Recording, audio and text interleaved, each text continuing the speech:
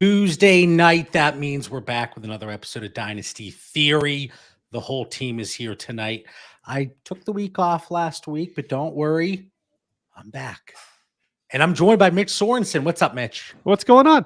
I went to a water conference today, and you guys could obviously understand how invigorating that would be, right?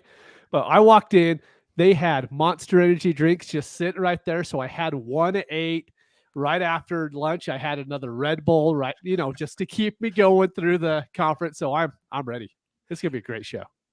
I said to Mitch earlier, and I always go to throw puns out there, but I said, Mitch, I hope you're able to keep your head above water today. Ooh, I'm back. All right, Dan, you wanted me to start with Mitch for a reason, but we're also joined by Dan Lamagna. What's up, Dan? Man, I'm going to need some of Mitch's energy drinks. I think he had enough for all of us tonight, man. I was, if we had the show yesterday, I was on a high. I was coaching the freshman team. We won 51-0 yesterday. I was so proud of the boys. Just felt unstoppable. And then today was a junior high game, and we lost 26-12. And Coach Dan almost flipped his lid. They were holding our lineman, our linebacker, 15 yards downfield. I'm yelling at the refs until the ref kind of gave enough.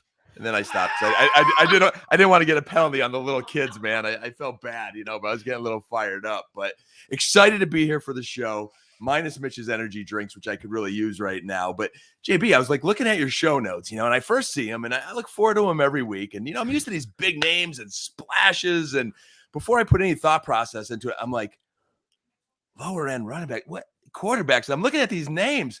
Until I looked at their rankings after 2 weeks, and these, I'm not going to give anything away, but the running backs ranked 2, 3rd, 6th. So JB, man, kudos to you digging deep this week in Dynasty. Well, before we get into that, Mitch, anytime we see Dan is a pretty even keel guy. Yes. And I think Mitch, I would describe you as pretty even keel too. And he just popped off the screen. That was not me. Going on. I did not do that. I gotta creep back down there. There we go. But and I'm all high energy, but I would pay. I actually would pay admission to go to a game that Dan is coaching to see him lose his cool a little bit. I really would, because we never get to see that. I bet it happens more often in games than he's willing to admit. Well, Mrs. Lamagna was making fun of me because I'm used to coaching grown men or maybe the college at the youngest. And she knows when I start pacing, then my pace starts slowing down and I start creeping in the field to the refs, and that Italian temper could come out a little bit. But this is the first time I've ever coached the kids this young. So it is a true test of patience, man. But it was close tonight, JB. It was close. I'm loving some of these comments. But yeah, so the last 2 weeks, and again, bear with me, as I always say, because I wasn't on the show last week. So you guys know I get ramped up. But you look at these names, and we talk about each and every week, we're going to be talking about dynasty reactions. And a lot of it is short-term based, right? Because we always talk about the short-term outcomes really play a pivotal role when it comes to dynasty values. And you see that certainly in tonight's players that we're going to be talking about.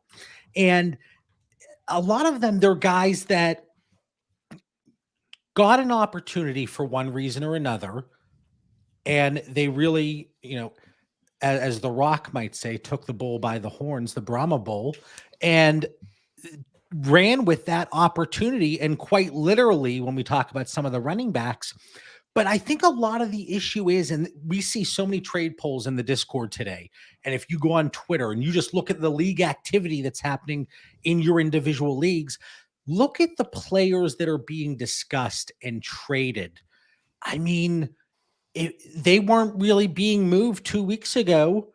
And sometimes I think people have trouble when dealing with names like these and these lower end players because maybe they weren't on their radar previously. And it takes some time as people to adjust and for our values to catch up with maybe where they should be. And I think it's twofold, right? One, you have these players that came out of nowhere and people don't want to adjust their prices because they weren't on their radar before, or take lock, which happens constantly. One name we're going to talk about later, and I'm sure everybody's talking about him, is Puka.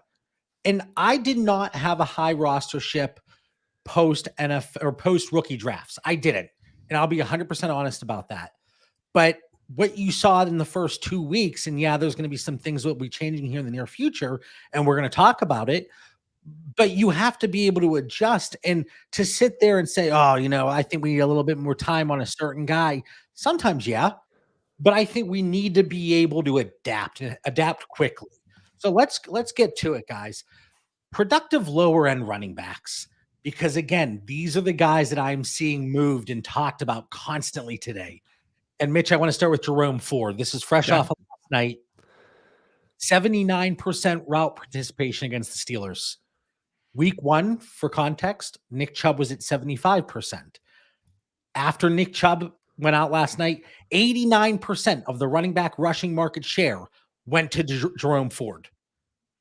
Should we be seeing a spike in value from a market perspective? And will his play on the field validate that? Will there be a spike? Yes. This is one of the people that, if I could say, don't get them. So Dan, here's my reason. Where's that flag, wait, brother? there's reason for it. And Dan will agree with this.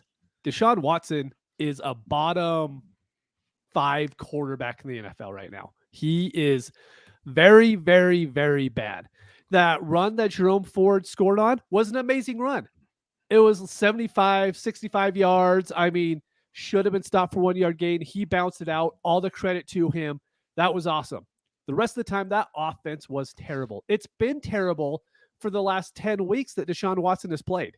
That offense is not getting better. You want to talk about the guys that you have on the list? Kyren Williams. At least it's a decent offense. Brian Robinson. So far, it's a decent offense. I'm not going to name the rest, but they're at least NFL-level offenses. Without Nick Chubb, the Cleveland Browns are not one of those, and they're not going to be one of those. So for me, I am completely okay. Let me hedge that back. I'm not completely out on Jerome Ford. I'm okay getting him, but I'm not going to come close to paying the price that he's going to be moving for. That's fair. What are you willing to pay right now? I won't give an early second for him. Okay. But let's say you're 2-0, okay? And I have a lot of leagues I'm 2-0. I get that. Yeah, I'm sure you do. But you're 2-0, and clearly this is a hypothetical situation because we know Mitch doesn't have many 2-0 teams. But again, you're 2-0. Oh, the shade. Get your umbrella out. Well, you're just mad because I saw your Scott Fishbowl team. Just calm down over there.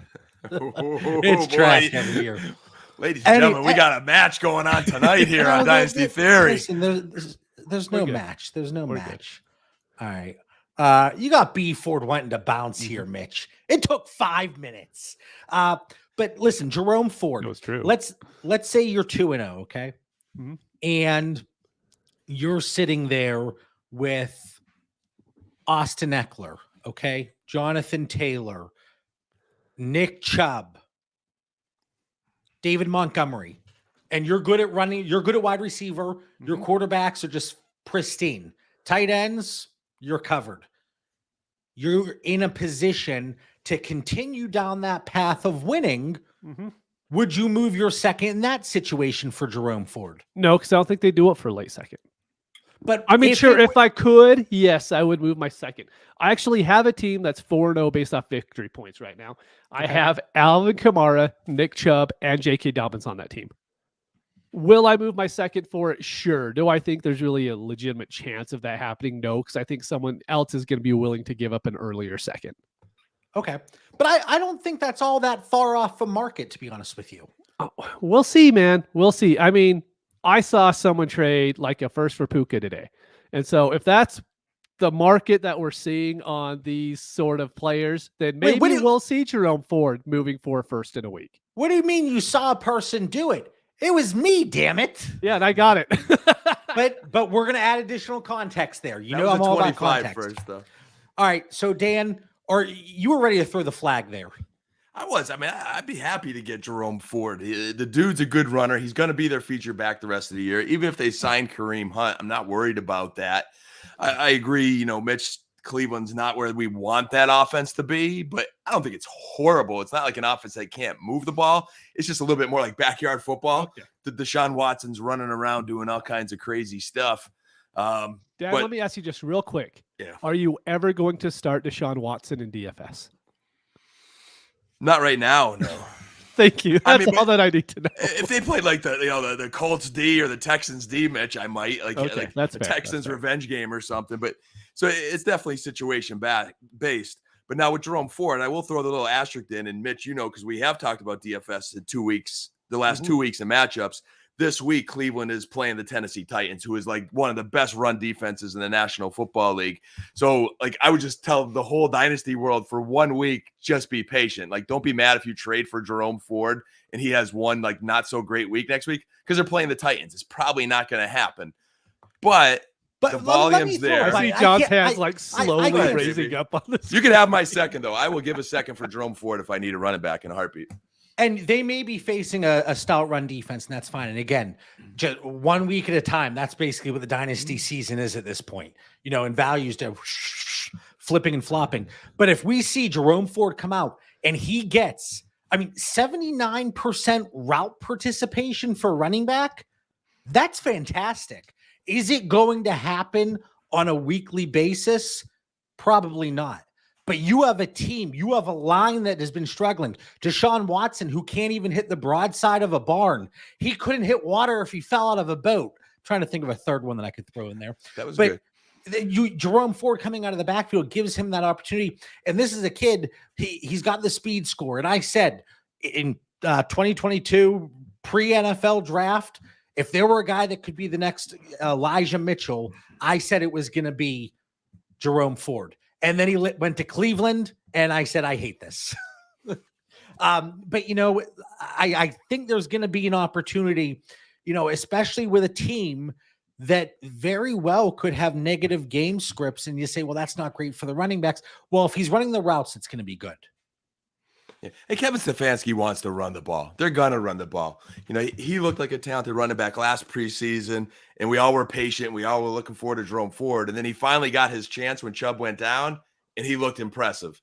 Again, is it going to be that every week? But it's only going into week 3 of the dynasty season. So a second round for 14 weeks of a starting running back, he's not going to lose his job. I think the kid's too talented.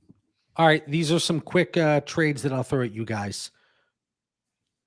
These are all from today. There is 1, 2. So there's 2 that are straight Jerome Ford for a 24-second. And you have to think mid to late. So there are some people that are going to take it. Then we have a Jerome Ford for a Marvin Mims and Tank Bigsby. See, it's too much. That's too much. Do we all agree that's too much? Yep. We have Jerome Ford in a third for a 25 first. Oh, see, that's too much. But that's my point, Mitch. I don't think we're all that far off from our overall value of him. Nah, we'll see. See, I don't want to give that future first up because he's not going to be the starter next year. I would assume Chubb's going to be back and stronger than ever. And so I think one year rental. I don't know if Chubb's going to be the answer moving forward. We don't know. But would you move a second in a 12-team Superflex 2 PPR for tight ends? Would you move a 24-second for Nick Chubb, Dan? Yes. Oh, for Chubb, 24-second? There's a good chance. I need a little more information. I want to hear a little bit more about Chubb's injury and a little more, No. The offer's on the table now, and it's revoked. It's one of those on Sleeper, John the exploding offers. Yeah. Depends on the roster, I'm going to advocate. I'd probably keep the 24-second right now. All right, thank you. It took you a minute, but you got there. Mitch, are you the same? I don't know, man. It's still Nick Chubb. It's the same knee. Okay. Like 7 years ago. I do think he tore absolutely everything. That's the only scary thing. But so did Javonte. Yeah, he's looking swell right now. He looks fine. He's not bad. He looks like he could. Dude, I'm not going to discount someone like Nick Chubb. I'm sorry. No, there are very few people on this planet that can do what Nick Chubb does. So I'm not going to be and he hasn't been injury ridden before. Yes. Has he had that injury before? Yes. But it's been 7 or 8 years at this point. So no, I would probably take Chubb over a second. I wouldn't, but I'm being facetious with the Javonte Williams comment. Let me be clear, because I'm sure somebody in the chat will go, Oh, JB, what's wrong with Giovanni? I'm just poking the bear. Whoa, Jerome Ford for a 24 first. What are we doing? I told you. Mitch, would you Jerome Ford or Marvin Mims? That Probably Mims. And that one's tough just because if Judy was out, I would go Mims in a heartbeat. It's just, I don't know what the hell's going on with Judy. I think it's roster specific too. If you're loaded at wide receiver and thin at running back, yeah, hey, you know that's what? true. I'm going to roll the dice. I don't think I'll like lose too much sleep. But last one, actual trades that went through today. Dan, Jerome Ford or Zach Charbonnet? Jerome Ford. All right. So for me, I would say that I always talk about the point of indifference. For me, from a pick perspective, it would be that mid 24-second value that, you know, we're talking about backfields that might be decimated, and I can plug Jerome Ford in. I like his prospect and his outlook for the rest of 2023. I mean, with the way the running back landscape is across the NFL, it's really dangerous to project out even further than 2023. So give me what I think is going to be production this year, and I'm perfectly fine moving that second if I believe it's going to put me in a situation to succeed this year. Dan, Kyron Williams. It's such an interesting situation because you look at last year and it was Cam Akers kind of on the outs. Darrell Henderson was going to get all the work. Then boom, they cut Darrell Henderson in Los Angeles. Cam Akers comes back, has a decent end of the season, kind of built some hype and hope from a lot of dynasty managers. And now Cam Akers, it sounds like it's either he's getting traded or cut. Yeah, I am all in. I think I've gotten one additional share of Kyron Williams each week. I'm going to keep trying to find different ways to get him. I think people just hear Kyron Williams and they're like, okay, you know, I'll move him. I'll do something on my roster. But we've discovered two things over 2 weeks. The Rams are a competitive football team, which we didn't know they were going to be. They are. He was the man in week 1. And more impressively, he just played a real solid game versus a tough Niners defense. He's a PPR back, so he's always going to get those catches. Sean McVay liked him a year ago, and he's completely endorsed him to the point this year where Cam Akers is sour grapes again and is about to be traded for like the 15th time. So all signs point there, man. You watch these games. This kid knows how to run the football and play the game. I think he's going to be the Rams starting back for not beyond this year. I think he's a really good football player. See, I'm with you in terms of we want to try to project into 2024. I think it's a little bit more likely that Kyron Williams gets the nod, or at least on the right side of a 50-50, than Jerome Ford would. I think that would be the case. So because of that, for me, I have Kyron in one tier above. We talk about route participation. Kyron was at 80% in week 2, 19% targets per route run. So when he's on the field, he's running routes. He's getting almost a 20% look whenever he's out there. And this last week, that backfield, Dan, you could have suited up and played running back for the Rams beyond Kyron Williams. Ronnie Rivers, I think, was out there, but 100% of the running back rushing market share in week 2. And he even started to take over that job in week 1. So it didn't take an injury, even though I love Jerome Ford. It didn't take, anything of that nature. It's just Kyron Williams went out there and he won the job. Now, are there things going on behind the scenes that maybe we don't know about? Maybe an attitude situation, maybe. But I think for me, Kyron Williams would be a little bit above Jerome Ford moving forward. And that, what do you have, 9 targets, I think, this last week? This is a team that they're probably going to play a little bit behind in a lot of situations, but they beat the Seahawks in week 1. They remained ultra competitive against a team that might be one of the favorites to win the Super Bowl this year in the San Francisco 49ers. So the outlook is like extremely encouraging for this Rams team that everybody left for dead. So Mitch, how are you feeling about Kyron Williams here? Dude, I love him. I love him. I think he's everything we wanted Akers to be, and they're using him in the pass game. That's the one difference, is like even when Akers was doing Akers things this past, like the previous 8 games or so, he wasn't getting any receiving work, like right. very, very, very little. Kyron Williams is doing everything you want a running back to do. They don't have anyone on the roster they could bring in and really play over him. As long as he stays healthy, he's going to be in a good position. So for me, I mean, what is his price point right now? Is it the 24 first, or do you think you could get him for an early 24 second? So we got 26 first and second in 26 No, for that's not Kyron bad. I Williams. would do that. I mean, I always As John says, we'll always be dead at that point. we'll always be dead. We all might be dead. Yeah, we all. Sorry, my bad. We'll always be dead. Come here for more optimistic takes with Dynasty Theory. Elijah Moore, a third and a pair of fourths. Give me Kyron Williams. All Oh, day. easy. Yeah. Rashid Shaheed and Kyron Williams or Drake London. That's a trade that went through today. Ooh. That's where. Did that happen today or Stay with Saturday London. morning? It says today. Huh. Well, I take Drake London. I want Drake. Here you go. 24 second, 25 second for Kyron Williams and a 25 third. Kyron Williams. Same. You can have all the seconds you want. Give me Kyron Williams. Yeah. I agree. And I think that's going to be the issue and the holdup for a lot of people because coming into this season, nobody was really talking about Kyron Williams for a 24 second. But because of the situation, we have to be able to adjust. And yeah, it's more than you had to pay a few weeks ago. I mean, as recently as I think 3 weeks ago, I was in the Discord talking about picking him up off of waivers. Oh, yeah. It was, not every league, but there were, I think it was about 10% of my leagues at the time. He was still available. Justice Hill, this was before the J.K. Dobbins stuff. He was available, but that's, so we're all in agreement. We're okay at the price points we've discussed, Yep. not some of the trades, but just the 24-second price point or equivalent. We're okay going out and getting Kyron Williams or Jerome Ford, right? Mm-hmm. Yep. I think an important piece is to realize there's talent here.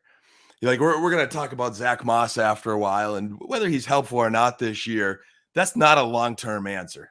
Like there's nothing that excites me in this world about Zach Moss. Kyron Williams and Jerome Ford, they are good NFL running backs that are, I would say, above average, not just your average or below back in a good situation. The one thing that does worry me a little bit about Kyron Williams is it's a long 17-week season. And like you said, JB, it's like Ronnie Rivers and who knows who behind him. Like, I really hope Cooper Kupp comes back to take some pressure off Puka and Kyron Williams so they don't just run these guys into the ground to try and stay in football games for 17 weeks. That would be my only concern. I'm very upset with myself because, we got to bring it up now, but Jerome Ford, let's rewind a little bit. Mitch, is there going to be a reason to drop his price if they would go out and trade for Cam Akers, sign Kareem Hunt, sign Leonard Fournette? What's the outlook there in that situation? I think that falls into the situation that we've talked about before. I think he is a back that will lose value if one of those guys are signed. But, just really quick on Jerome Ford, I don't think you get him this week. Like Dan brought up, you wait till after this Titans game. Dan clued me into this last week. The Titans have a great run defense. Like nobody runs against them. So just don't trade for him this week because you can't even play him this week. And I see Ben on there saying, isn't Kyron like 5'8" and runs a 4.7, 5'8", 5'9". He's not the biggest back, not the fastest back, but there's been a lot of successful fantasy guys over time that aren't blazing speeds. Mm-hmm. He's one of those guys that fits that mold, that hits the hole fast, runs his assignment. He's quick, better lateral maybe than north and south. He's just a good football player. So that doesn't scare me away either. He's thick. He's not like a Deuce Vaughn small by any means. All right. We got some comments in the chat. B Ford, he's in a much bigger hurry to trade Kyron. Wes, I got told no to Cup for Kyron with a 2-3 swap. All right. Well, we're 24 minutes in, got through two players. We got a lot on the show sheet still. So let's see if we can speed this up a little bit, guys. You're slowing us down. I'm trying to go quickly here. Brian Robinson, in or out? Dan. It's lukewarm, JB. I mean, I don't fault anyone for being in, but I have 0 shares. And I'm not going after any because I don't think you get him at the price of a Kyron Williams throughout these past weeks or Jerome Ford. So I would say out because of the price. Do we think it's a late first for him, though? Or I think people want more for him than they do the other guys, or at least they have all along. I don't know. It like Dan said, it's really based off his value. I love him because I think they hate Antonio Gibson. Like, I just think they hate the dude. So Brian Robinson gets a ton of work. His story is just cool to buy into, So for me, I really, really like him. All right. At the very similar price point, actually, to Kyron Williams. So if you had to buy into Brian Robinson or Kyron Williams, cost is exactly the same. Mitch, who do you prefer? Robinson. I like Kyron because I think he gets more receptions on the year. All right. I gave the numbers for those previous backs, Jerome Ford and Kyron Williams. So, of course, I got to give it with B-Rob. 76% running back rushing market share in week 1, up to 90% in week 2. So, Mitch, you say they hate Antonio Gibson. The numbers kind of show that there. It's true. Now, the route participation, this is the kicker here for Brian Robinson. Around 40% both of the first 2 weeks. That's a lot higher than people would have expected because everybody was assuming, well, Antonio Gibson, he's going to be more involved. He's really going to pick up the slack from J.D. McKissick leaving. Last year, Brian Robinson, he only ran 83 routes all year. That 40% route participation, that's going to blow that out of the water. So I think same tier as Kyron is, a fairly reasonable ask. Gun to head, if I had to pick, I would go Brian Robinson because of the overall better and more efficient offense as we sit here today. You can look at the draft capital, you look at the pieces around him, and does Kyron Williams hold up? I just don't know. And again, Brian Robinson do get shot and then he's back on the field in less than a month. Jeez, Dude's awesome. Oh man. Okay, Raheem Mostert, poor week 1, strong week 2. Who's the real Raheem? I'm Mitch? out. You're out? I can't trust the dude to stay healthy. Like if I had any faith that he would play 11 full games this season, I'd be a lot more in. But that's one guy I cannot buy into just from his previous injury history. All right, let me ask you, Mitch, because I'm pulling a lot of Najee Harris questions in the Discord today. Not Najee Harris, or let's call it a mid 24 second and Raheem Mostert. 12-team Superflex, 2 PPR for Dynasty Titans. Mostert. I'll sell Harris for just about anything, to be honest with you. Anything useful that's a little bit shiny, yeah, Najee Harris is off my teams. Yep. All right. I'm just looking at some of the comments. B Hart, why would Brian Robinson be the same price as those guys? I mean, what have I been saying? The proof is in the pudding. That's what they're trading at. Dan, it looks like you're deep in thought over there. What's going on? He was more of a name starter before the season, Robinson. Of course he was. I still think he's a little pricier, but here nor there, it's close. I mean, in Mostert, I'm in on Mostert. I think he is their guy. He was their guy going in the season. As much talk as we heard about them looking at running backs, they had chances and they never signed anyone, which just kind of tells me they had enough faith in what they have and riding him for now. I'm not excited about him in Dynasty at all because he's still old. Like, I don't think this is a long-term thing. Mitch is right on the injury status, but as long as he's healthy, he's in my starting lineup. Like, they have such a potent passing attack. There's going to be lanes. He's going to have a big play now and then. He's still a fast dude. There's no competition behind him either. I'm seeing a few Mosterts for a third. Are we in on Mostert at that price? Yeah, Mostert in a heartbeat. All right. Mostert. Oh, what about Mostert or a third and Tutu Atwell? Tutu.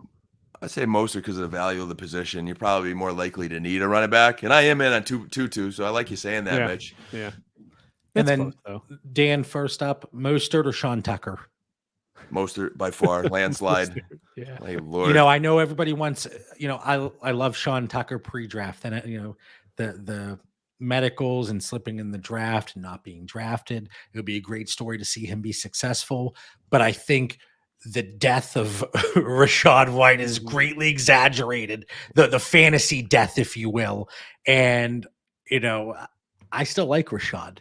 Dude told me he was the best running back in that draft class. Yeah. And if you ever need any insight, John's on a personal level with Mr. White, so true. he could reach out. That's good information you're getting tonight on the show. Until I told him I thought he was going to the third round. I thought he was going to we forgive around here. Screen. We forgive around here, Nah, he was a good dude. All right, Zach Moss.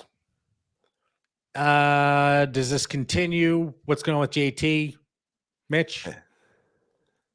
No, I don't want Zach Moss at all. Like, is he good? Sure. If he's on waivers, sure. If you could get him for a fourth, sure. This is great for 2 more weeks. And then Jonathan Taylor's going to come in. Moss is still going to get work, but it's not going to be startable work, I think, is my worry. I don't even think he's a flex play when Jonathan Taylor comes back. So for me, I'm just out. Yeah, Mitch, I think it's important to remember he played the Houston Texans. I mean, come on. Yeah. Mitch, Moss or Akers? Oh, Akers. Whoa, today there was a Zach Moss for Nick Chubb. Oh, I like it. I'll He's take the following ghost Sean's of Nick theory. Chubb before Zach Moss. Right. My Lord. Third and fourth or Zach Moss? I'm desperate. Fine. Yeah. There's other players I'd rather just try to get. If you're really running back needy. Yeah. All right, so maybe what we're looking at there is add a little something to Moss, see if you can flip for a second. If you Yes. have Moss, Yeah. you know, there are a few trades here that are right around that value, so it could be possible. We'll see. So out of these guys that we talked about, Ford, Kyron, B-Rob, Mostert, Moss, I want you to rank them in terms of, and we'll start with Dan, in terms of the price you're willing to pay to acquire in your dynasty leagues. Kyron's first for me, clearly. Robinson and Ford, it's a struggle for me, but I would say Robinson 2, Ford 3, Mostert 4th, Moss 5th. Yeah, as far as I'm just switching, I'm going Robinson first, Kyron second, Ford third, and then Mostert and Moss. And I'm not giving a first for anybody. No, and that's something we've seen too. And I actually line up exactly with Mitch, but that's Brian Robinson. There were several polls in the Discord today where it was Robinson in a presumed late second or a late first. It's just not the way. The value's fine. We always talk about value, right? Yep. The value is fine in that situation, but it's not the way I want to frame that deal. No. You know, and when we get to the wide receivers later, we'll get into that a little bit more. All right. Real quick, can I just say real quick on that exact same scenario trade? Let's say Brian Robinson goes out and he has an awesome year and he's a top 10 running back, right? The second the season is over, that first is already worth more. So if Brian Robinson isn't helping you get into the money at that point, then it's just a bad trade.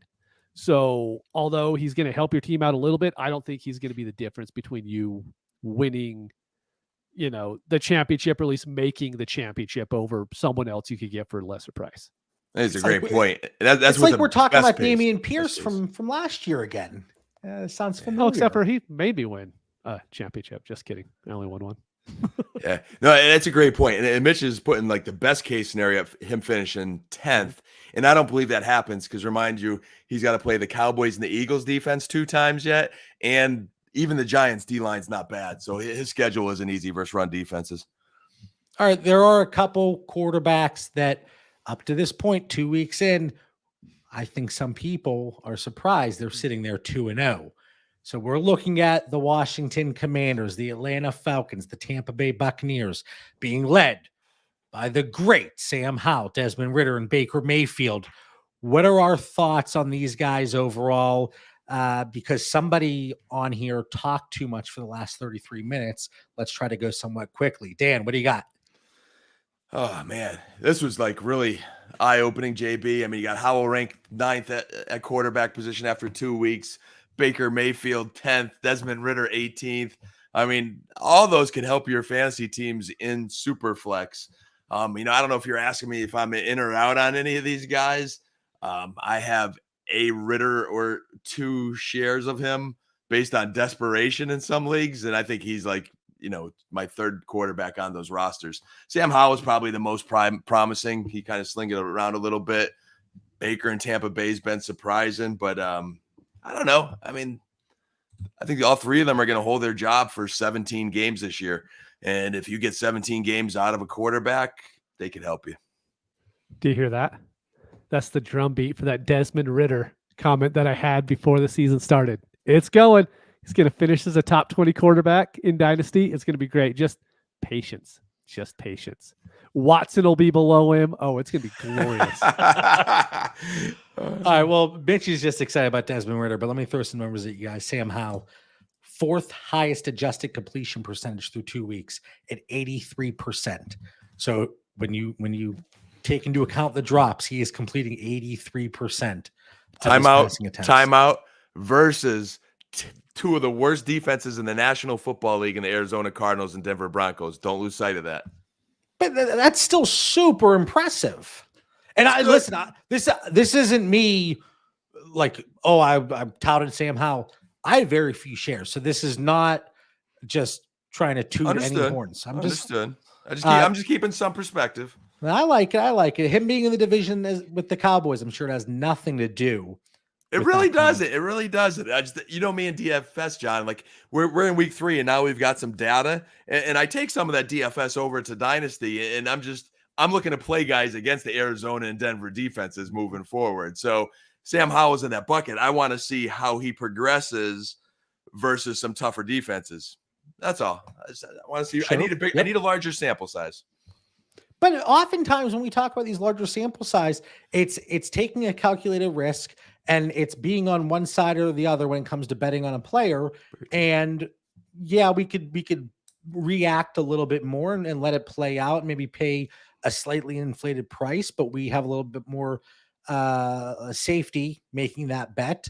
Or we could be proactive, get out there, get ahead of the value spikes or drop sometimes, unfortunately. But yeah, I can appreciate that.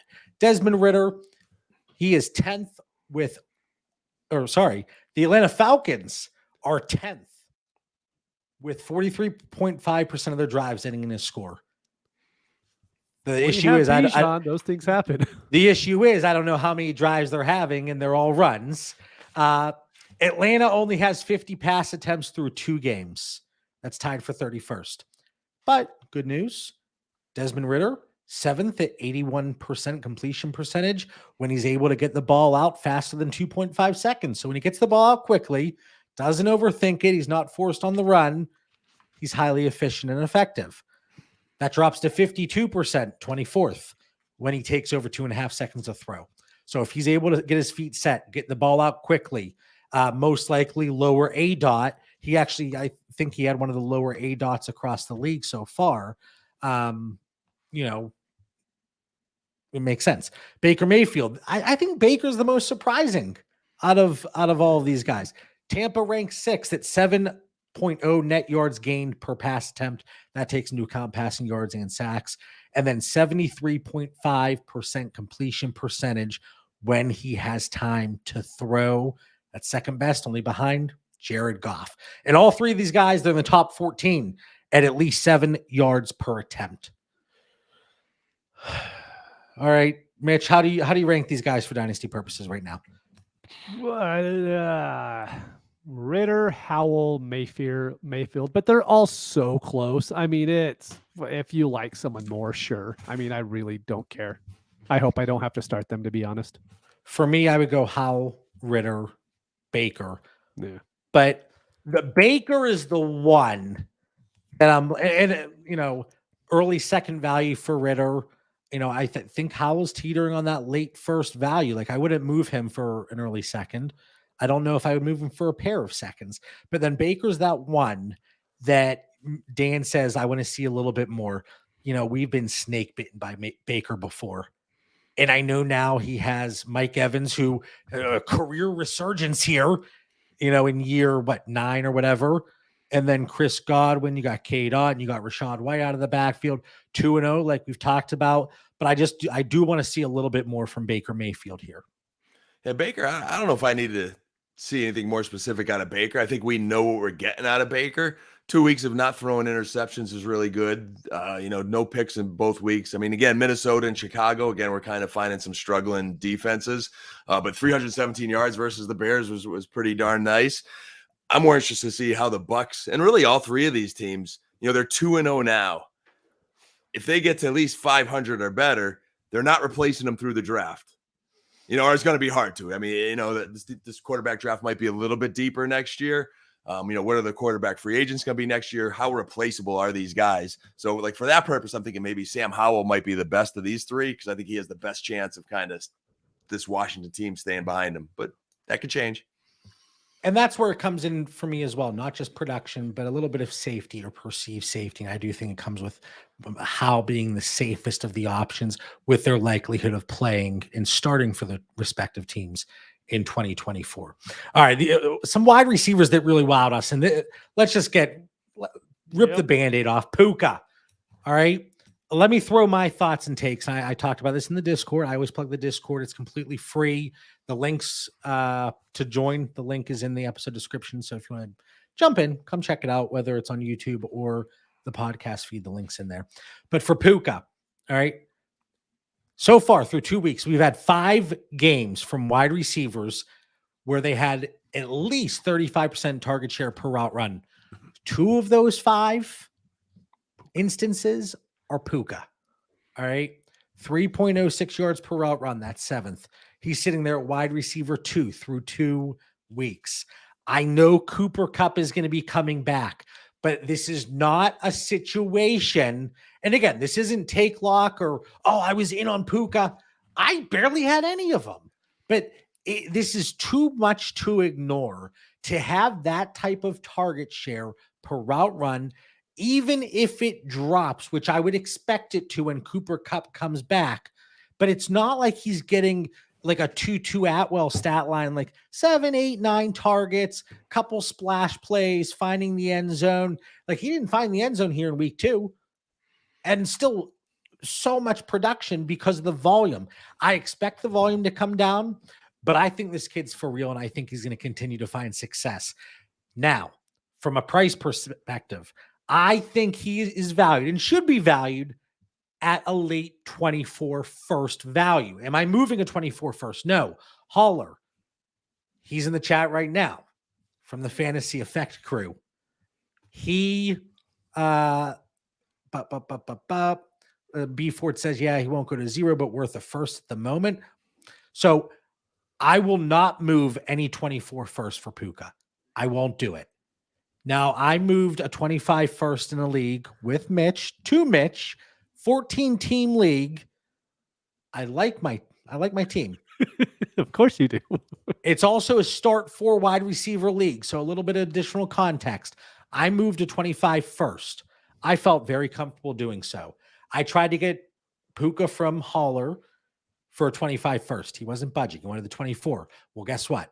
I'm not budging. I'm not paying that price. I moved Jerry Jeudy straight up, who continues to be overvalued. Why? Because of his name? Because of his draft capital from 4 years ago?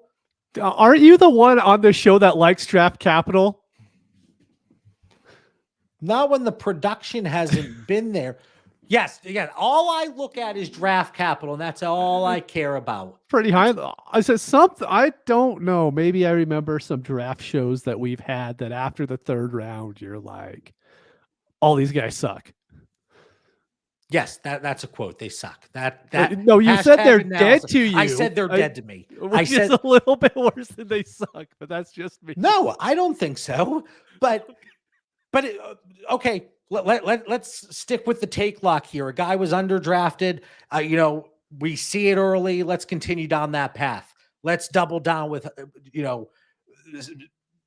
we need to be able to adjust. We need to. Some of us were high on Puka throughout the draft process. You traded Jeudy for Puka. If I have Jerry Jeudy in a league, anybody that's listening, if I have Jerry Jeudy and you have Puka, send me the offer. I'll accept instantly. I'll add a 3rd and a 4th just to throw it on there for the fun on top of Jeudy. Be like, just get him off my team. I'll take Puka. So again, I'm right around that late first value, but I'm not moving the 24 first itself. I'll do something involving players. I'll do something involving a 2nd plus. I will move that 25 first if I feel good about my team, depending on the league dynamic and the situation. So that is exactly where I am on Puka, and I will be unapologetic. I will not backtrack. That's where I am. Dan? I appreciate the conviction, and there's no challenge flags here or anything like that. I don't know if I could go there yet. Go there. It's a fantastic place. Go with me. Man.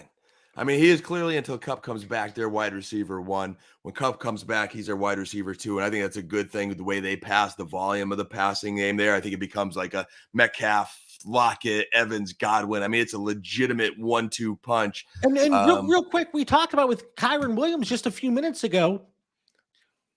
Is Ronnie Rivers going to start getting involved in the running game? No.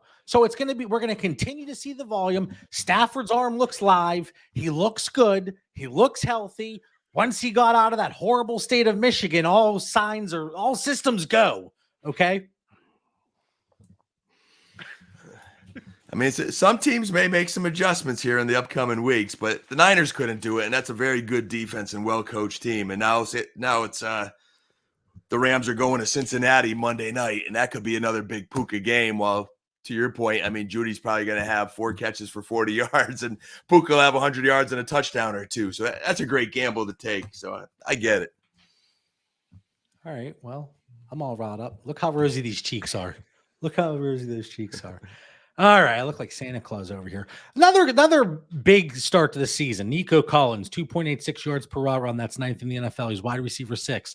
He's being targeted downfield, 15 and 13.6 average depth of target in weeks 1 and week 2.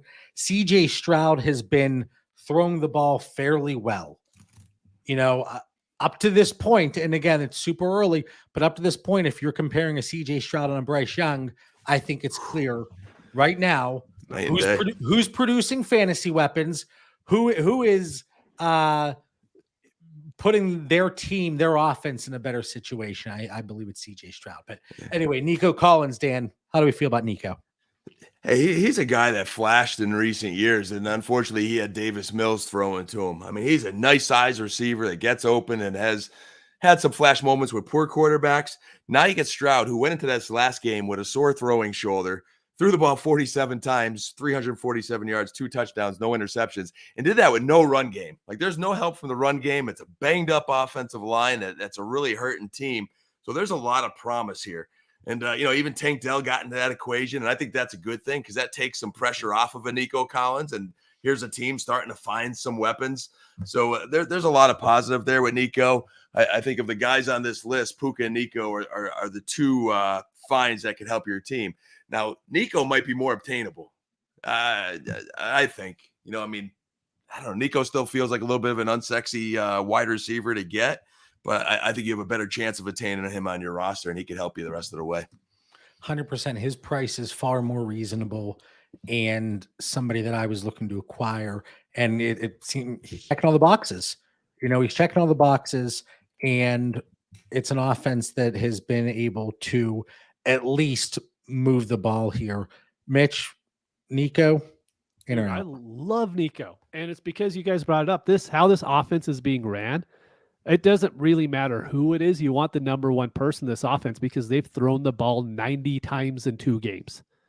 And so if Nico Collins is the number 1 wide receiver, then I want Nico Collins. And it just so happens that people haven't really baked that in yet because it's still, it's CJ Stroud. It's the Houston Texans. We didn't like Stroud before, so we're going to continue to not like Stroud. Dude, I love Stroud. Like you said, John, we can't be stuck on take clock. I would take someone off me today.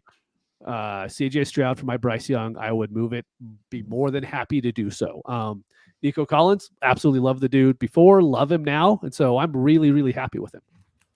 He's a young 24 too. Like, he's not old or anything. I think he's just hitting his peak right now, and that's a good sign. Trying to find some trades here. Nico Collins or Brian Robinson, straight up. Team dependent. Yeah, it depends what you need.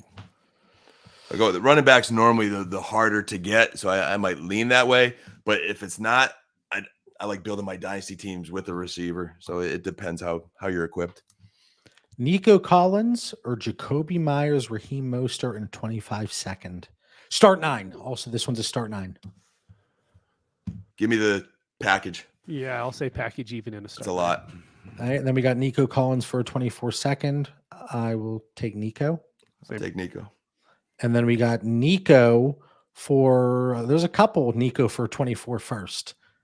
No first. Nope. Yeah, I'm out. And then super cheap option, Josh Reynolds. 2.47 yards per route run, 15th across the board for wide receivers. He's wide receiver 12 through 2 weeks. Like, is he keeping, well, let me hear your thoughts, Mitch. Dude, I'm so pissed at myself still. Dan knows this. I talked about it very early on Sunday. Josh Reynolds was so cheap on DFS, and I wanted him, and for whatever reason, I just didn't put it. So, like, I'm pissed at myself. But, dude, like, you all know I love Jared Goff. I really like him. The dude is scared to throw the ball more than 10 yards down the field unless it's like the absolute perfect scenario. And right now, Josh Reynolds is in that perfect scenario each time for them. And this defense is just as bad as it was last year. So the Lions are going to be playing in the exact same games they did last year, to where they're going to have to score 40 points to win. So do I like him? Yeah. You kind of are a little bit hesitant because once Jamison Williams comes back, That's what I don't really know how the offense is going to go. But I was talking to, we call him Fake Ron in the Discord. It's with Corey, but I don't know if Goff is willing to throw the ball 25 yards down the field multiple times a game. So that might take Jameson completely out of the picture. And it is just Josh Reynolds and Amon-Ra St. Brown. I don't know. So super cheap. Yeah, pick him up if you can for a fourth or maybe even a late third. But I wouldn't put too much faith in him for at least 3 weeks because it's just that offense is weird, man. Yeah, if you're not contending, would you move him for a third? Let's say in a heartbeat. God. For a fourth. I'd move him for a fourth if I'm not contending. Okay.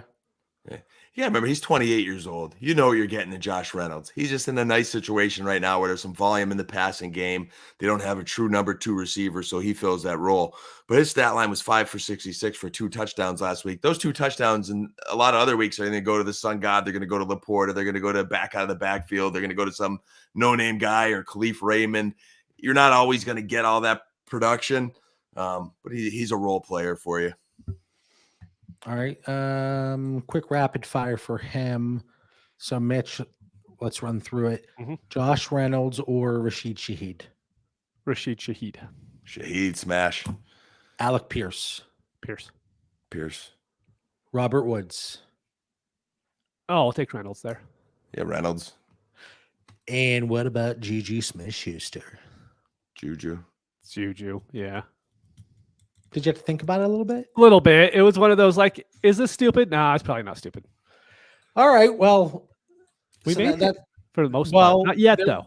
That's a couple wide receivers. I have a very strong feeling you guys don't have anything for this because neither of you have the show note. We do. How dare he all week. Underestimates us. Wow. Dan, I think it was 8:42 and you messaged me and said, hey, where'd the show notes go? And I was passive aggressive and I sent a screenshot of where it was sent to. It was the link I was looking for, JB. I just knew the link was in the show notes, so I needed that. I was in the wrong email account. You guys miss when I'm not on the show because you love my passive aggressive nature, don't you? I do. All right. So Dan, since you got something, I said wild card.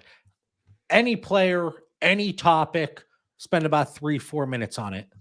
Yeah, I'll go a little rapid fire, just some closing thoughts on week 2 as we wrapped up and we're looking at the free agent wire. We're looking at trades or just analyzing certain situations.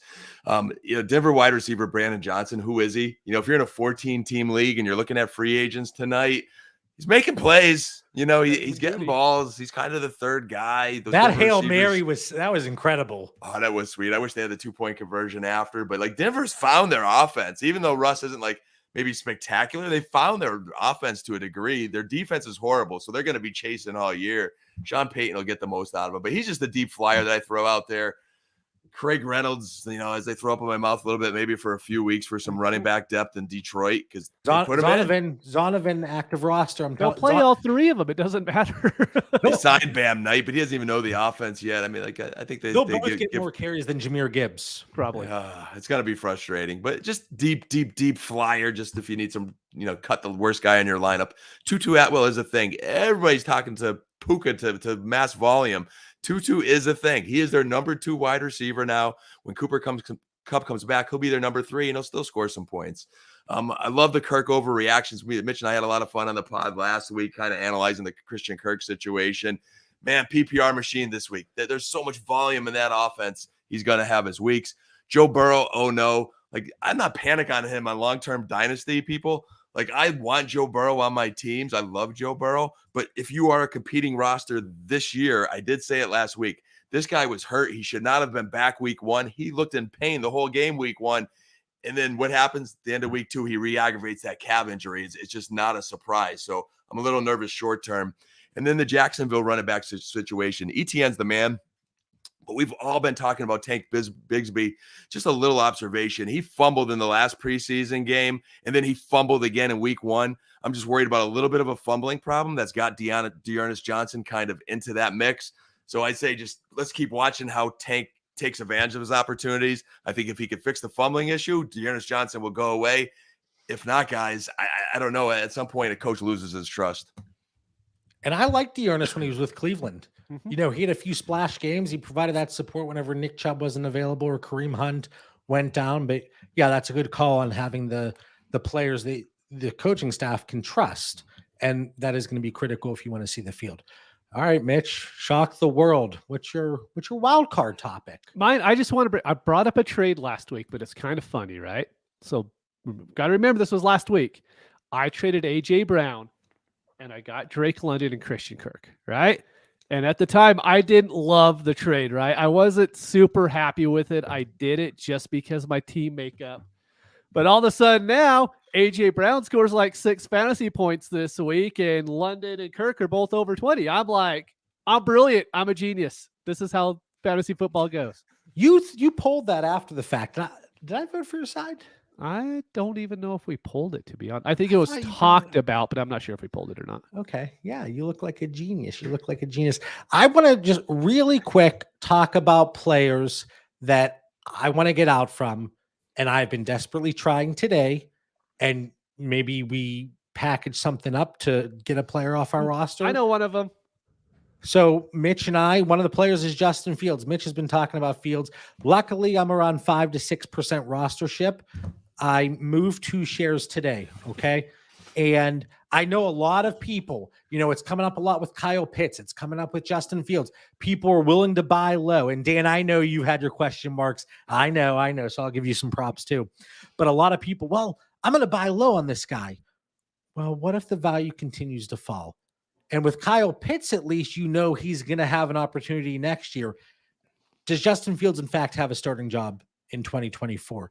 That is a very real question that needs to be asked and answered. So yes, you can buy at a discount, but if they're not going to let him run the ball, if they're relying on his arm and that offense, whether it's coaching, whatever the case may be, it's not been effective. So if I can get off of Justin Fields, we moved in a 12-team start 12. We packaged up Justin Fields, Brian Robinson, and Jerry Jeudy, a couple players we talked about earlier. That was a coincidence, for Justin Herbert. And I would do it 12 out of 12 times, especially if it's a start 10. But this is a league now. We're 0-2. We have our first. We have Justin Herbert. We have Lamar Jackson. We have some holes in the team. But then we have another 24 first. They're already blowing it up. Yep. So we very well might have 2 early first. Kenny Pickett, I want him off my roster. I missed on that one this preseason. I offered Kenny Pickett for Christian Kirk in a few spots. No go. I don't think it's going to be possible to move Kenny Pickett. I mean, from a quarterback, can you get Baker Mayfield in a second if I move Kenny Pickett? I don't think the answer to that question is yes. In our one league just now, or a little while ago, Baker went for Evan Hall, a 3rd and a 4th. What league? 4th and 1. And that's a 14-team league. 14-team league. That league's not real. It pains me to think I would have gave more for Baker in a heartbeat there. And I'm not even a Baker guy. Oh. So maybe go get Baker tonight. Who knows? Oh, man. I don't think that manager listens to Dynasty Theory, but maybe it's time to tune in. What are we doing? But yeah, so Kenny Pickett, I want him off my roster. Najee Harris, I want him off my roster. Pat Freiermuth, I want him off my roster. You know, not just a production thing here, but Pat Freiermuth, 0.09 yards per route run. 0.09. All right. Whether you can look at Kenny Pickett, the offensive line, Matt Canada, it's not pretty. Canada needs to go. And I don't think Tomlin likes these mid-season switches, but he needs to pull the trigger, change something up. You've tried it for a few years. It's clearly not working. That game last night was a travesty. It set football back. I don't know, when they were wearing the leather helmets. So a lot of Pittsburgh players I want them off my roster. Who else was there? Cam Akers. I want to wait and see what happens here. A lot of people were talking Cam Akers are a third. I'm holding at that price. I know a lot of people would jump ship. And then speaking about the injured players, I didn't get to talk about it last week, but Aaron Rodgers, J.K. Dobbins, and now Nick Chubb. It's okay not to buy low on a player that has a horrific injury. Trust me, it's okay. So you don't need to go out and do it. B Ford, man. Pittsburgh fan over there, apparently. I would give Baker in a second for Pickett. Come on, get Freiermuth off your roster. WTF. All right, man. Well, that was a lot of so many guys I just want to talk about. How low is Pitt's value going to go? Well, the rest of the tight ends suck, so it can't drop that far. Yeah, I'll take whatever points he gives us and be happy. Yeah, I mean, really, Pat Fryermuth's still probably pretty highly ranked, and well, Pitts isn't going to drop below him, so there we go. I hope everybody's enjoying. Really this. though, Sam Laporta, top 5 tight end. He ain't far off, man. Man, like Laporta. All right. Final thoughts. All right, Dan, for the 219th time heading into week 3, we're going to blink. We're going to be a month in. We're going to blink again. We're going to be 2 months in. Then playoffs are going to be here. But what do you got for listeners' final thoughts? Just quick and easy, man. Looking ahead to week 3 already. 9 games at 1 p.m. So you definitely need your YouTube TV subscription there to try to follow all 9 of those games. 4 p.m. There's only 3 games America's team's on. So that's all that matters. And then 2 Monday Night Football games. So plan your lineups accordingly. Get certain guys in flex spots depending on your league formats. Mitch, what do you got? I was just like Dan and I brought up last week. Like we saw, week 1 sucked fantasy wise. Week 2 was much better. And I expect week 3 to be even better. Like you're going to need points on your roster. These like 130, 140 point weeks and, 12 team PPR leagues probably aren't going to win you a lot. You need to plan on getting 160, 170 point weeks out if you can. So you need to trade for some of these higher. We talked about Puka.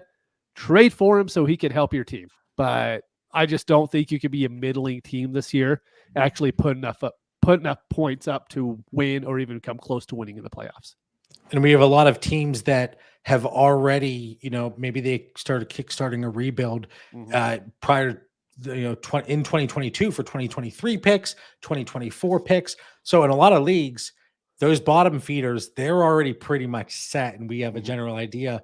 So now you're jockeying for position in the middle tier, and you need to set yourself up and differentiate yourself from opponents. I like that. All right.